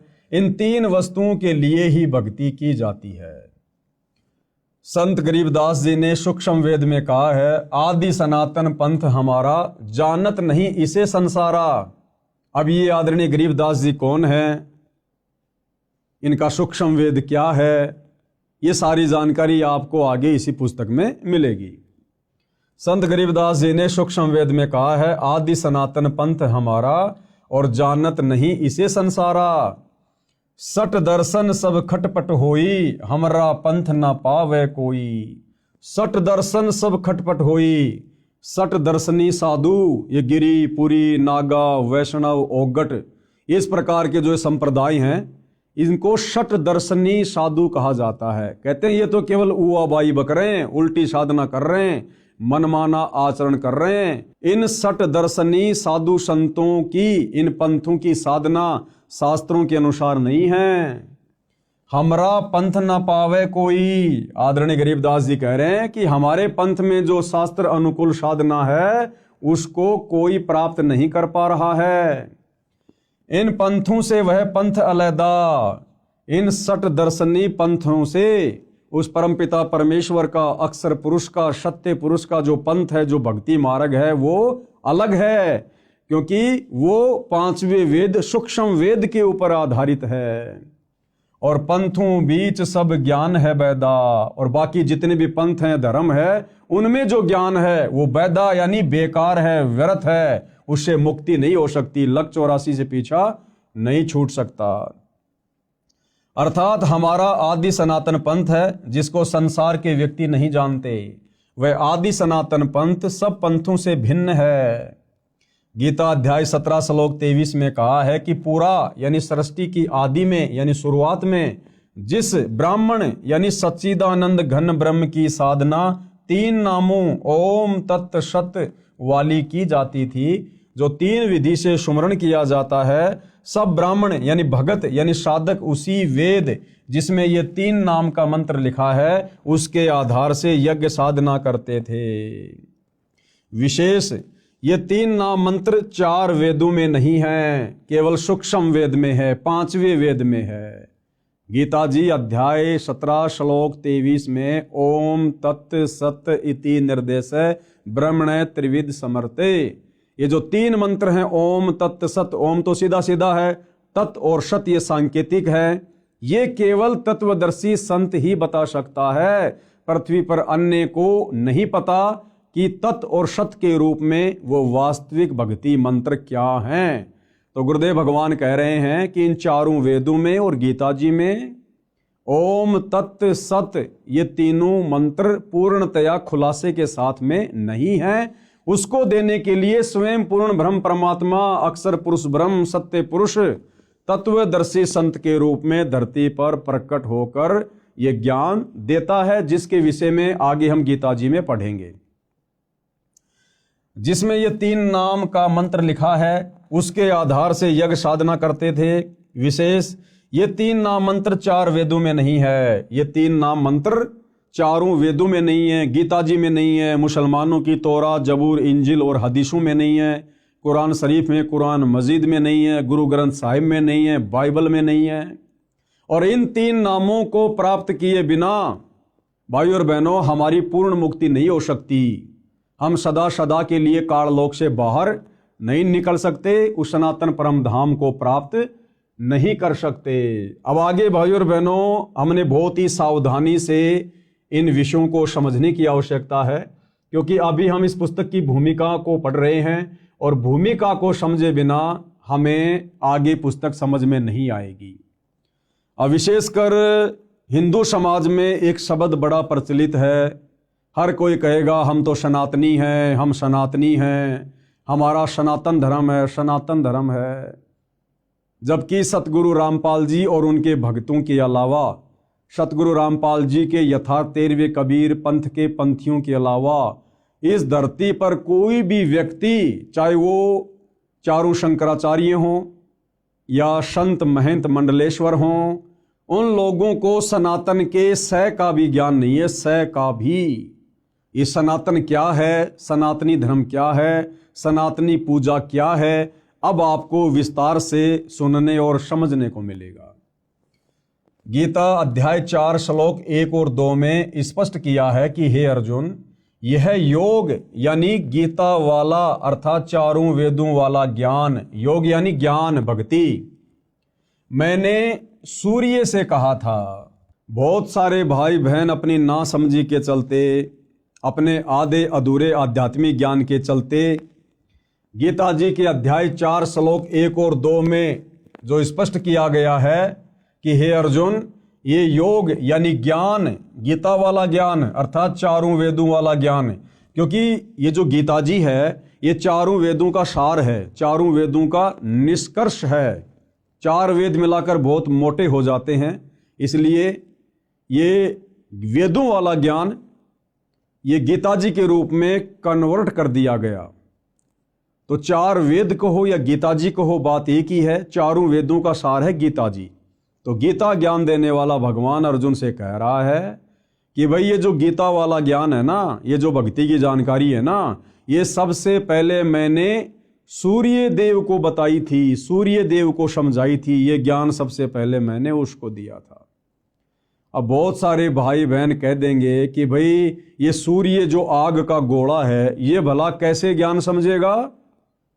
भाई यहां पर उस आग के गोले सूर्य को ज्ञान समझाने की बात नहीं कही जा रही। 33 करोड़ देवी देवताओं में एक देव है जिसका नाम है सूर्य देव। ये जो आग का गोला सूर्य है जो हमें रोशनी देता है, ये एक अलग वस्तु है। और इस आग के गोले सूर्य देव के ऊपर जिस देवता का कंट्रोल है, यानी जिस देवता के अंतर्गत ये विभाग आता है, वो सूर्य देव अलग है, वो एक देवता अलग है। जिस प्रकार जल का देवता है वरुण देव, तो जल अलग है, वरुण देव अलग है। वायु का देवता है पवन देव, तो पवन देव अलग है और वो वायु, वो डिपार्टमेंट अलग है। जिस प्रकार भाई और बहनों परिवहन मंत्री होता है, परिवहन मंत्री, अब परिवहन मंत्री कोई ट्रेन, बस या अन्य कोई साधन थोड़ी होता है। परिवहन मंत्री कोई अलग होता है, उसका नाम अलग होता है, और परिवहन विभाग के ऊपर उस परिवहन मंत्री का कंट्रोल होता है।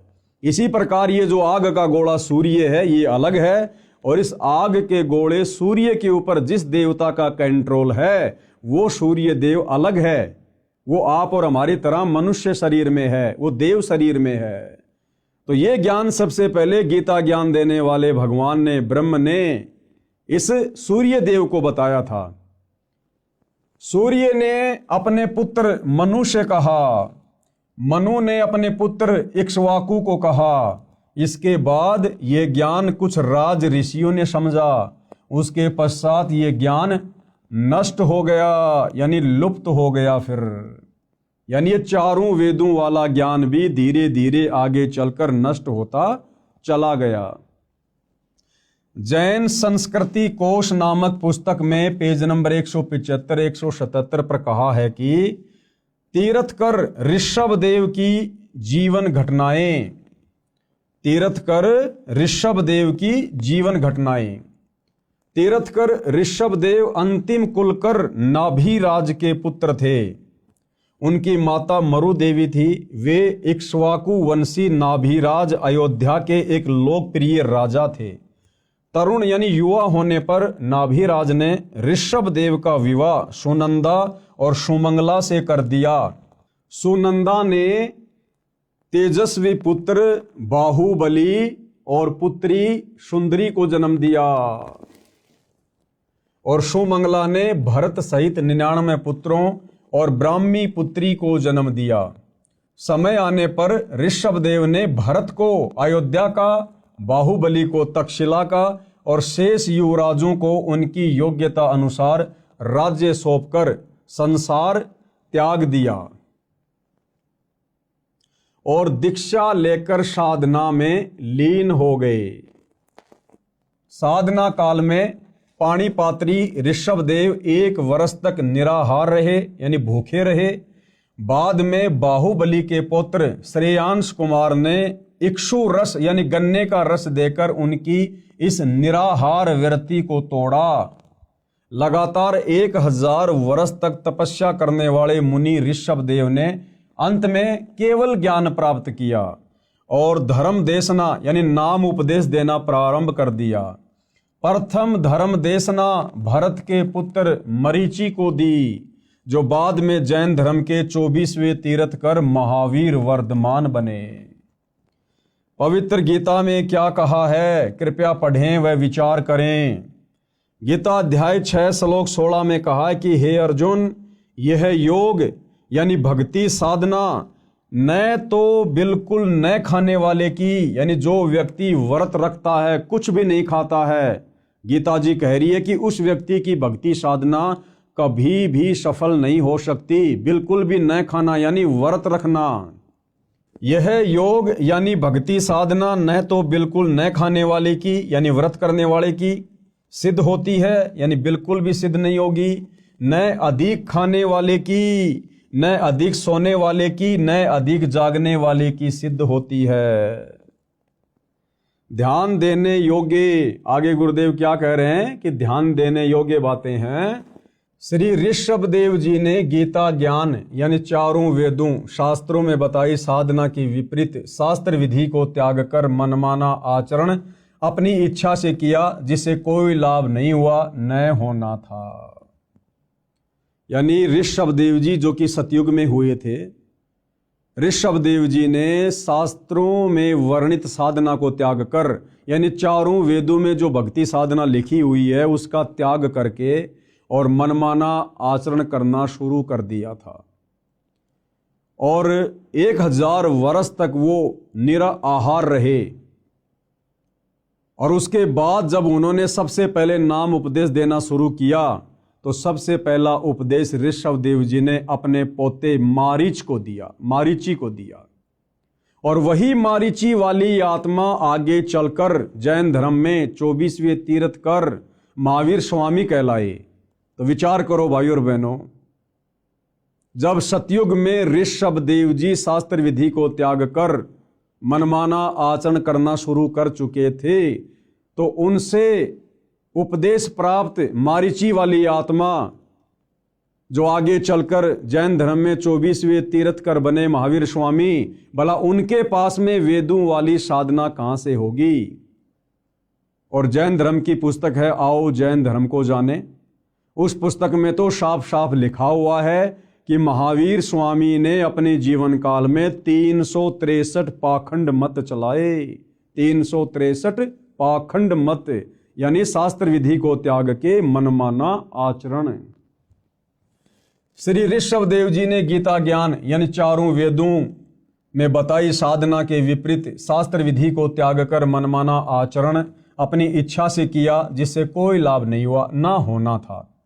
अन्य प्रमाण गीता अध्याय 17 श्लोक 5 और 6 में इस प्रकार कहा है, जो मनुष्य शास्त्र विधि रहित यानी शास्त्र विधि को त्याग कर केवल मन कल्पित घोर तप को तपते हैं, यानी जो साधना गीता में लिखी है, जो साधना चारों वेदों में लिखी है, उसके अनुसार भक्ति साधना ना करके जो मनमुखी रूप से कोई तप करता है, कोई पैदल यात्रा करता है, कोई कावड़ लेके आता है, कोई कैसा कैसा घोर तप करता है, तो कहते हैं कि शास्त्र विधि को त्याग कर केवल मन कल्पित यानी जैसा मन में आया वैसी भक्ति शुरू कर दी, या जैसा किसी ने बता दिया कि भैया फला फला जगह एक पीपल का पेड़ है, उसके चारों तरफ लाल धागा बांधने से ये सुख हो जाएगा, बेटा हो जाएगा। ये होते मन कल्पित कर्म, केवल मन कल्पित घोर तप को तपते हैं।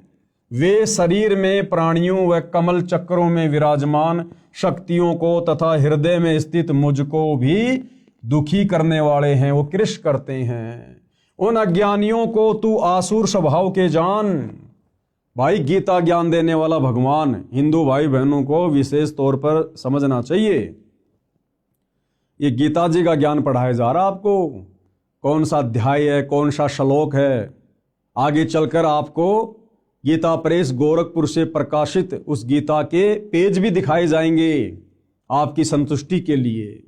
तो गीता का ज्ञान देने वाला भगवान खुद कह रहा है कि जो व्यक्ति चारों वेदों में और गीता जी में जो साधना करनी चाहिए जो लिखी हुई है, उस साधना को ना करके और मन कल्पित घोर तप करते हैं, यानी कावड़ लाना, पैदल यात्रा करना, बद्रीनाथ जाना, केदारनाथ जाना, अन्य घोर साधना करना, कहते हैं उस व्यक्ति को तू राक्षस स्वभाव का जान, आसुर प्रवृत्ति का। और गीता ज्ञान देने वाला कह रहा है कि ऐसे प्राणी इस मनुष्य शरीर में विराजमान कमल दल में देवी देवताओं को भी दुखी करते हैं। और गीता ज्ञान दाता कहता कि ऐसे आसुर स्वभाव वाले प्राणी मुझको भी दुखी करते हैं, और ऐसे व्यक्तियों को तो शरीर छोड़ने के बाद में मैं घोर नरक में डालता हूं, नरक में।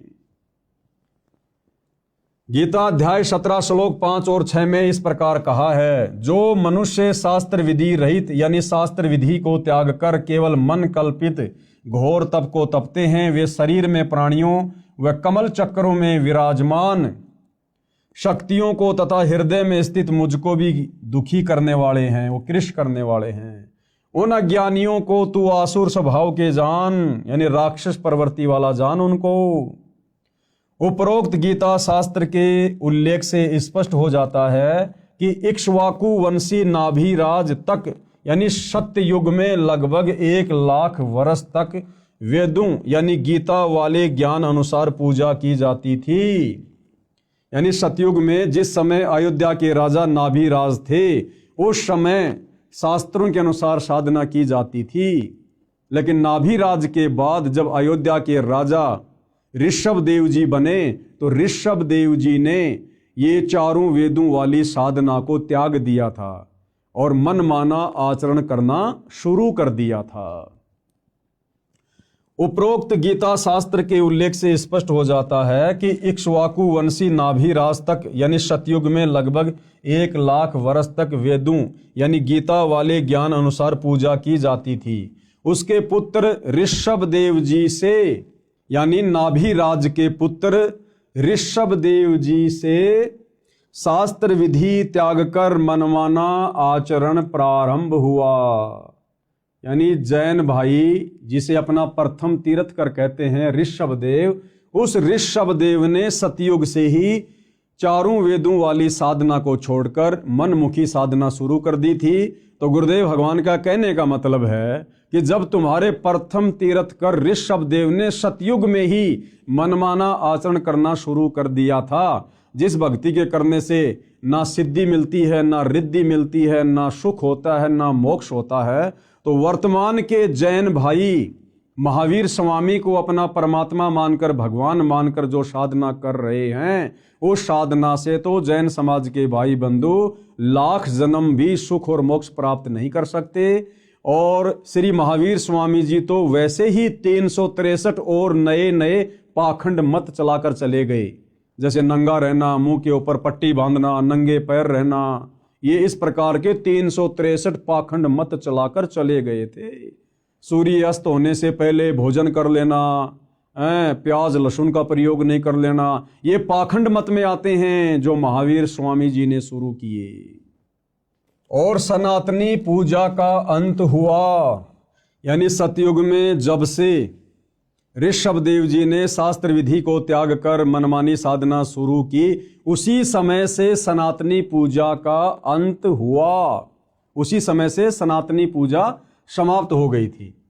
श्री ऋषभदेव जी की पूजा यानी घोर तप करना वेदों के अनुसार साधना नहीं है, इसलिए ऋषभदेव जी की भक्ति शास्त्र विधि त्याग कर मनमाना आचरण था, जिससे उनका जीवन नष्ट हो गया था। यानी ऋषभदेव जी 84 लाख योनियों में चले गए फिर गधे कुत्ते सुअर बनने के लिए, उनका मोक्ष नहीं हुआ। प्रमाण श्रीमद् भागवत सुधा सागर सुख सागर उस पुराण में इस प्रकार है। क्या लिखा हुआ है? एक समय ऋषभदेव जी मुख में पत्थर का टुकड़ा लेकर नग्न अवस्था में वन में घूम रहे थे।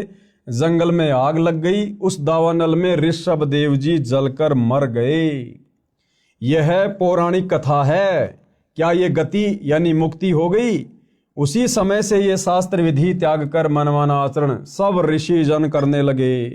प्रमाण के लिए किसी भी पुराण को पढ़ो, लिखा है कि उस ऋषि ने इतने वर्ष घोर तप किया, उसने इतने वर्ष तक तप किया आदि आदि, फिर वे शास्त्र विधि विरुद्ध साधक ऋषिजन अपना अपना अनुभव जो शास्त्र विरुद्ध साधना से हुआ उसका कथन करने लगे। अन्य ऋषिजन एक दूसरे की सुनकर आगे उन्हीं शास्त्रों के विपरीत ज्ञान को सुनाने लगे, जिनसे 18 पुराण बन गए।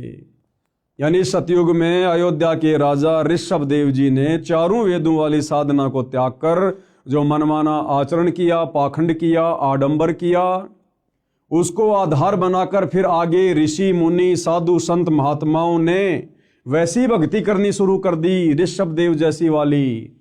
घर परिवार को छोड़कर संन्यास लेकर जंगलों में चले जाते थे, गुफाओं में रहा करते थे, घोर तप किया करते थे, जिस घोर तप को तपने के लिए गीता जी मना कर रही है।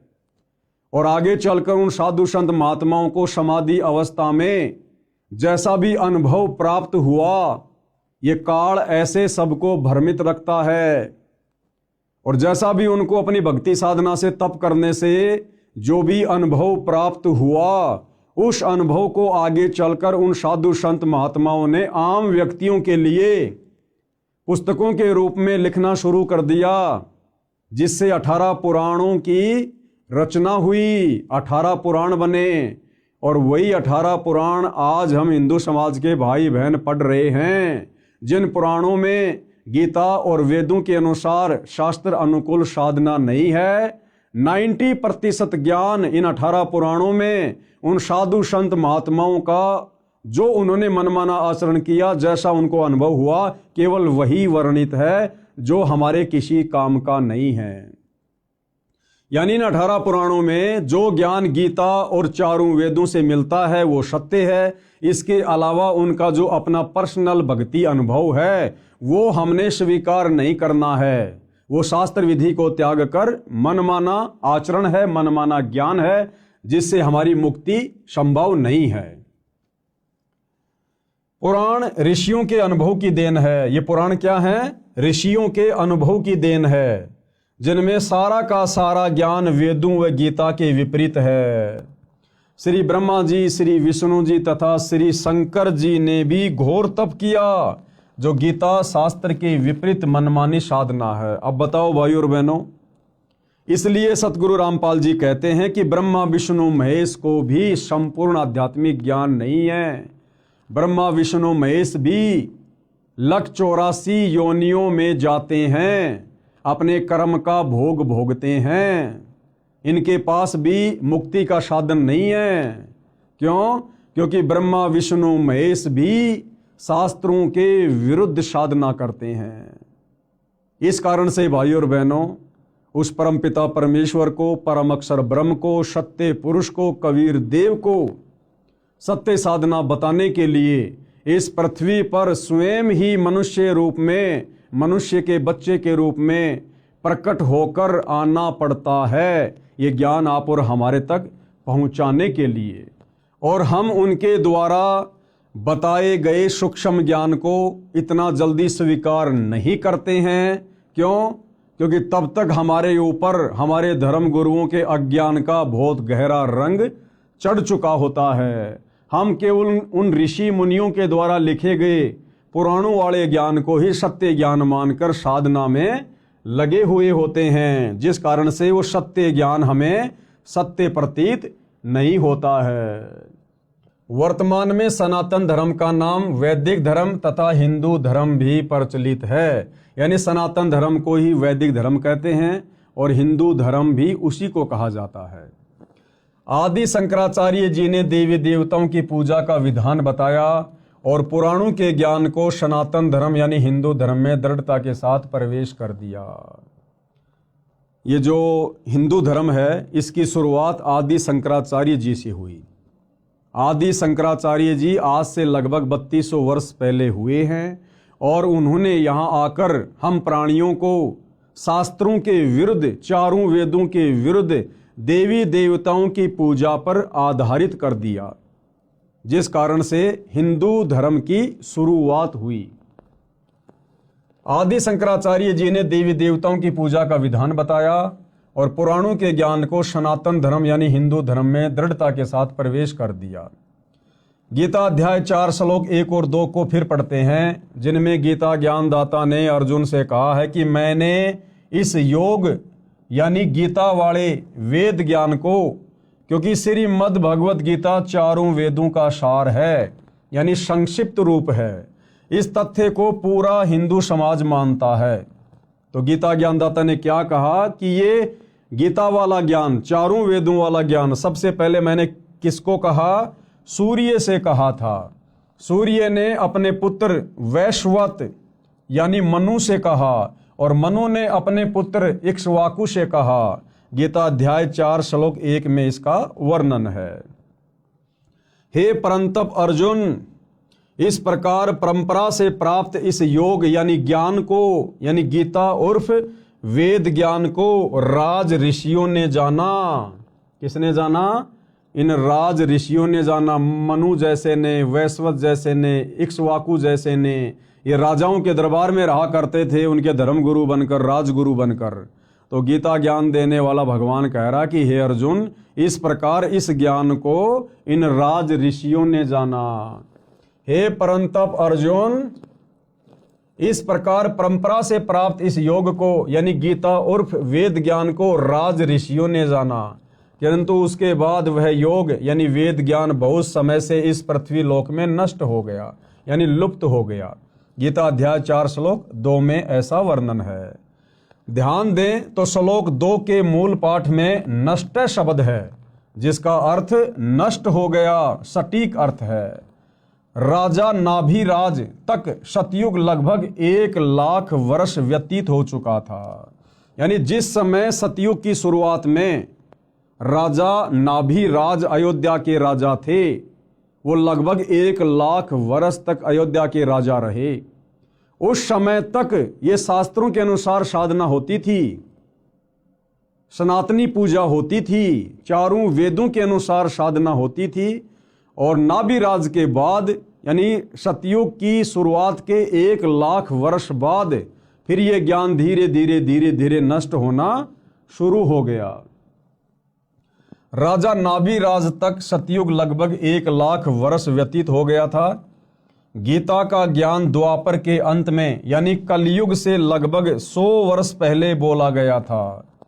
गीता जी का ज्ञान कब बोला गया? कलयुग की शुरुआत से 100 वर्ष पहले यानी द्वापर युग के अंत में, यानी जिस समय सतयुग में नाभिराज अयोध्या के राजा थे उसके लगभग 38 या 39 लाख वर्ष बाद द्वापर के लास्ट में गीता जी का ज्ञान बोला गया। अब भाई और बहनों, सतयुग की शुरुआत में 1,00,000 वर्ष तक वेदों के अनुसार साधना होती थी और द्वापर के अंत तक यानी बीच में जो ये 39 लाख वर्ष का समय है, इस समय केवल शास्त्र विधि को त्याग कर मनमाना आचरण किया जा रहा था, वेदों के विपरीत साधना की जा रही थी। और गीता का ज्ञान बोला गया अब द्वापर के अंत में 39 लाख साल बाद। अब इस गीता में वो वेदों वाला ज्ञान है जो सतगुरु रामपाल जी बता रहे हैं, समझा रहे हैं। तो अब भगत समाज को वो वास्तविक वेदों वाला ज्ञान स्वीकार करने में जो ज्ञान 39 लाख वर्ष तक लुप्त रहा, ना किसी को पता था ना किसी ने बताया, अब सतगुरु रामपाल जी उसी सतयुग वाले वेदों वाले ज्ञान को और वेदों से ऊपर सूक्ष्म वेद के ज्ञान को जब अपने सत्संगों के माध्यम से बताते हैं, समझाते हैं, तो अब किसी भी समाज के व्यक्ति को आसानी से स्वीकार नहीं हो रहा है। सबसे बड़ी विडंबना सतगुरु रामपाल जी के सामने वर्तमान में ये है। ध्यान से पढ़िए भाई और बहनों, राजा नाभिराज तक सतयुग लगभग 1,00,000 वर्ष व्यतीत हो गया था। गीता का ज्ञान द्वापर के अंत में यानी कलयुग से लगभग 100 वर्ष पहले बोला गया था। गणित की रीति से नाभिराज के बाद यह गीता का ज्ञान 37,87,900 वर्ष बाद बोला गया है। इस दौरान सब ऋषियों ने वेदों के विपरीत साधना की, यानी 37,87,900 वर्ष तक ये जितने भी साधु संत महात्मा ऋषि जिनके बड़े बड़े हम नाम सुनते हैं, विश्वामित्र जी, वेद व्यास जी, पाराशर ऋषि जी, दुर्वासा ऋषि जी, इन्होंने वेदों के विरुद्ध साधना की, तपस्याएं की, वेद विरुद्ध ज्ञान पर इन्होंने दुनिया को लगाया। गणित की रीति से नाभिराज के बाद यह गीता का ज्ञान 37,87,900 वर्ष बाद बोला गया है। इस दौरान सब ऋषियों ने वेदों के विपरीत साधना की, जिसका प्रमाण तथा परिणाम 18 पुराण है। यानी इन 18 पुराणों में इन साधु संत महात्माओं ऋषियों की जो अपनी थ्योरी है, इन्होंने जो मनमानी साधना की और समाधि अवस्था में जैसा इनको अनुभव हुआ परमात्मा के विषय में, भक्ति के विषय में, उसी का वर्णन इन्होंने पुस्तकों के माध्यम से कर दिया, जिसको 18 पुराण कहा जाता है। यानी 18 पुराणों में कंप्लीट ज्ञान नहीं है, वेदों वाला ज्ञान भी नहीं है, गीता वाला ज्ञान भी नहीं है। ऋषि विशेष के अनुभव ज्यादा हैं जो हमारे किसी काम के नहीं हैं। पुराणों में कोई भी साधना गीता यानी वेदों के अनुसार नहीं है। इन पुराणों में कोई भी साधना वेद या गीता के अनुसार नहीं है। यहां केवल 2 शब्द लिख रहा हूं ताकि बुद्धिमान संकेत समझें। विस्तार से इस पुस्तक में आगे लिखा है। यानी सतगुरु रामपाल जी कहना ये चाहते हैं कि भाई, अगर आपने सत्य आध्यात्मिक ज्ञान समझना है, आपने वेदों वाला ज्ञान और वेदों से ऊपर सूक्ष्म वेद का ज्ञान समझना है, अपने मनुष्य जन्म को भक्ति करके सफल करना है, अपना मोक्ष करवाना है, दुखों से छुटकारा प्राप्त करना है, और जब तक हम यहाँ रहेंगे तब तक आपको सुख प्राप्त करना है, तो आपने बहुत ही धैर्य पूर्वक इस सत्य ज्ञान को जो वर्तमान में सतगुरु रामपाल जी के द्वारा बताया जा रहा है, समझाया जा रहा है, सत्संगों के माध्यम से या पुस्तकों में लिखकर, उसको बहुत ही धैर्यपूर्वक और निष्पक्ष होकर सुनने और समझने की आवश्यकता है।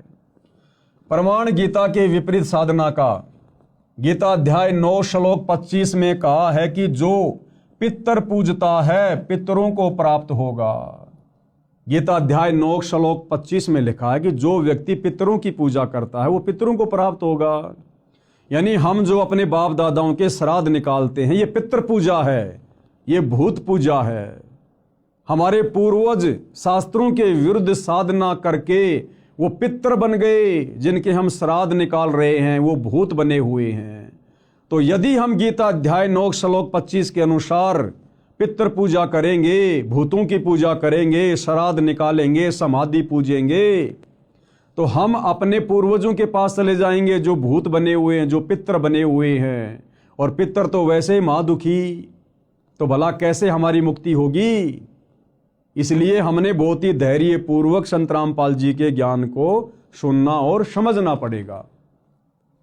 गीता अध्याय 9 श्लोक 25 में कहा है कि जो पितृ पूजता है पितरों को प्राप्त होगा, यानी वो पितृ बनेगा। भूत पूजने वाला भूतों को प्राप्त होगा, यानी भूत बनेगा। और देवताओं को पूजने वाला देवताओं को प्राप्त होगा, यानी देवताओं के पास जाएगा। और मेरा भगत मुझे प्राप्त होगा। और जो देवताओं की पूजा करेंगे वो देवताओं के लोक में जाएंगे, देवताओं के लोक में जाकर उनके नौकर बनेंगे, उनके गण बनेंगे।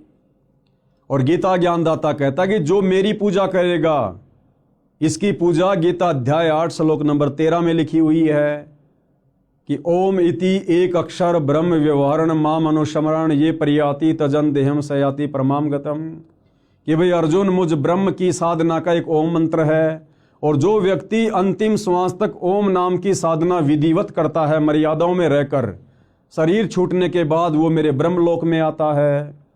और गीता अध्याय 8 श्लोक नंबर 16 में ब्रह्म कह रहा है कि मेरे लोक में आने वाला भी वापस नीचे जाता है, नरक भोगता है, 84 में जाता है। यानी पूर्ण मुक्ति ब्रह्म के ब्रह्मलोक में भी नहीं है। देवताओं को पूजने वाला देवताओं को प्राप्त होगा, यानी देवताओं के पास जाएगा। और गीता ज्ञान देने वाला कह रहा है कि मेरा भगत मुझे प्राप्त होगा। यदि पवित्र हिंदू धर्म की पूजाओं पर दृष्टि दौड़ाई जाए, यानी वर्तमान में हिंदू समाज जो भक्ति साधना कर रहा है, हमारे ये जितने भी धर्म गुरु हैं, शंकराचार्यों से लेकर छोटे मोटे संत महंत मंडलेश्वर, ये जो साधना हमसे करवा रहे हैं, तो पता चलता है कि लगभग पूरा हिंदू समाज पितृ पूजा, भूत पूजा, देवी देवताओं की पूजा करता है, जो शास्त्र विधि त्याग कर मनमाना आचरण होने से गीता अध्याय 16 श्लोक 23 के अनुसार व्यर्थ प्रयत्न है। यानी वर्तमान हिंदू समाज में जो साधना प्रचलित है, उस साधना के करने से हमें किसी भी प्रकार से रिद्धि सिद्धि या मोक्ष प्राप्त सौपन में भी नहीं हो सकता है। सनातनी पूजा का पुनः उत्थान अब सतगुरु रामपाल जी के प्रयासों से, उनके भक्तों के द्वारा दिन रात उनकी पुस्तकों का, उनके सत्संगों का जो प्रचार प्रसार किया जा रहा है, जिस ज्ञान को आम समाज में उतारा जा रहा है, तो ये सतगुरु रामपाल जी का एक प्रयास है कि दोबारा से सनातनी पूजा का उत्थान किया जाए। यानी दोबारा से लोगों को वेदों की ओर लेकर जाया जाए। ये बाकी जितने भी लोग सनातन की बात करते हैं, सनातनी होने की बात करते हैं, सनातन का झंडा लेकर कहीं भी खड़े हो जाते हैं, रैलियां निकालते हैं, इन लोगों को तो सनातन के सह का भी ज्ञान नहीं है, सह का भी, कि सनातन होता क्या है। असल में सनातनी पूजा का उत्थान, यानी सनातन धर्म में सनातनी पूजा को सतगुरु रामपाल जी पुनः खड़ा करने में लगे हुए हैं। अब ये बात उनके सत्संग सुनने से और इन पुस्तकों को अच्छे से देखने, सुनने और पढ़ने से समझ में आएगी। सनातनी पूजा का उत्थान, मैं यानी लेखक कौन? सतगुरु रामपाल जी। मैं तथा 90% मेरे अनुयायी हिंदू हैं। हमने शास्त्र विधि रहित साधना त्याग दी, यानी जो साधना शास्त्रों में नहीं है, वेदों में नहीं है, जिस भक्ति के करने का विधान शास्त्रों में नहीं है, ना गीता में ना वेदों में, जैसे राधे राधे श्याम मिला दे, ओम नमो भागवते वासुदेवाय नमः, ये व्रत रखना, पितर पूजना, श्राद्ध निकालना, समाधि पूजना, कावड़ लेके आना, पैदल यात्रा करना, मंदिरों को पूजना, मस्जिदों को पूजना, इस प्रकार की जो साधना है वो सतगुरु रामपाल जी के पंथ में उनका कोई भी अनुयायी नहीं करता है, क्योंकि ये सभी प्रकार की पूजा साधना शास्त्र विधि को त्याग कर मनमाना आचरण है। मैं यानी सतगुरु रामपाल जी तथा 90% मेरे अनुयायी हिंदू हैं।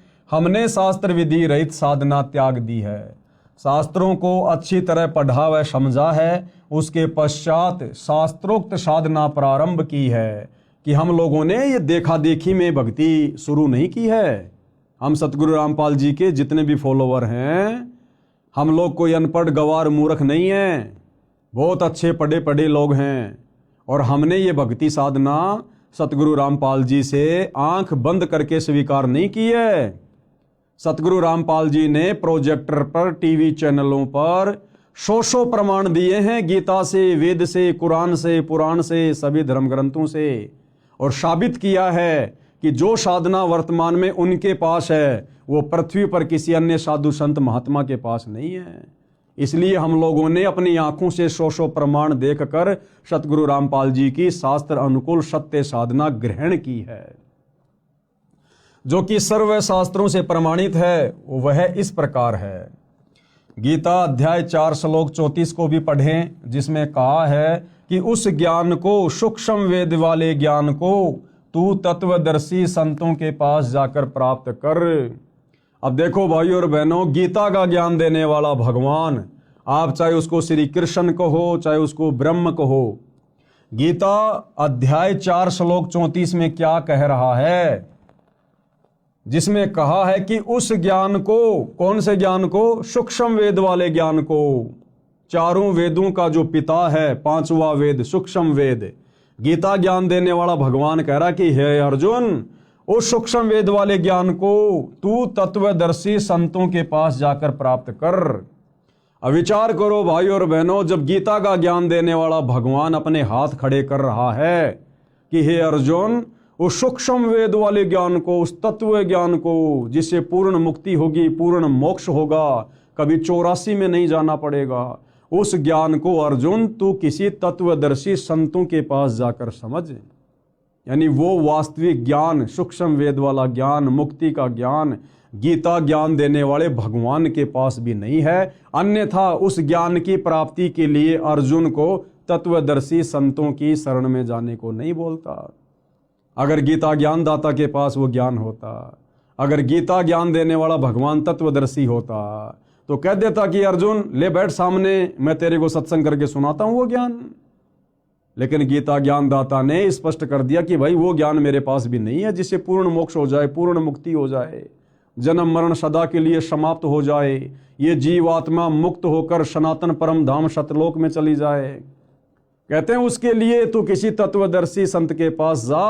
और भाई और बहनों, वो तत्वदर्शी संत जिसकी तरफ संकेत गीता ज्ञान देने वाला भगवान गीता अध्याय 4 श्लोक 34 में कर रहा है, वर्तमान में निसंदेह इस पृथ्वी पर सतगुरु रामपाल जी हैं, जिन्होंने चारों वेदों को, गीता जी को, कुरान, बाइबल, तौरेत, जबूर, इंजिल, हदीसें, गुरु ग्रंथ साहिब, 18 पुराण, सभी धर्मों के सभी शास्त्रों का निचोड़ निकाल के रख दिया है।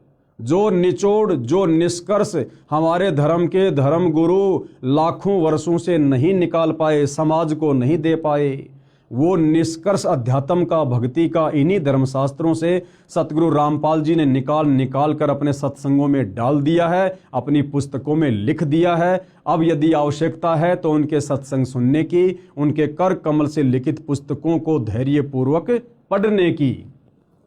तो क्या कहा जा रहा है, गीता अध्याय 4 श्लोक 34 को भी पढ़ें, जिसमें कहा है कि उस ज्ञान को, यानी सूक्ष्म वेद वाले ज्ञान को तू तत्वदर्शी संतों के पास जाकर प्राप्त कर। विचारणीय विषय यह है कि तत्व ज्ञान गीता में नहीं है। भाइयों और बहनों, अगर गीता में वो तत्व ज्ञान होता तो गीता ज्ञान देने वाला भगवान ये कभी भी नहीं कहता कि अर्जुन तू उस ज्ञान को तत्वदर्शी संतों के पास जाकर प्राप्त कर। इसलिए यहाँ पर क्या कहा गया है, इसलिए यहाँ पर कहा जा रहा है कि विचारणीय विषय यह है कि तत्व ज्ञान गीता में नहीं है। यदि होता तो गीता ज्ञान देने वाला ये नहीं कहता कि तत्व ज्ञान को तत्वदर्शी संतों से जान। तत्वदर्शी संत के अभाव में मानव समाज मनमाना आचरण करके अपना मानव जीवन नष्ट कर रहा है। इस तत्व ज्ञान के अभाव में सतगुरु रामपाल जी को सतगुरु धारण ना करने के कारण, उनके प्रवचन सत्संग ना सुन पाने के कारण ये भगत समाज अपने अनमोल मनुष्य जीवन को वर्तमान में बर्बाद कर रहा है। भले चाहे कोई अपने आप को कितना ही ज्ञानी समझे, कितना ही बड़ा संस्कृत का ज्ञाता समझे, चाहे वो शंकराचार्य बन के क्यों ना बैठा है, वो व्यक्ति अपने मनुष्य जन्म को तत्वदर्शी संत की शरण के अभाव में नष्ट कर रहा है।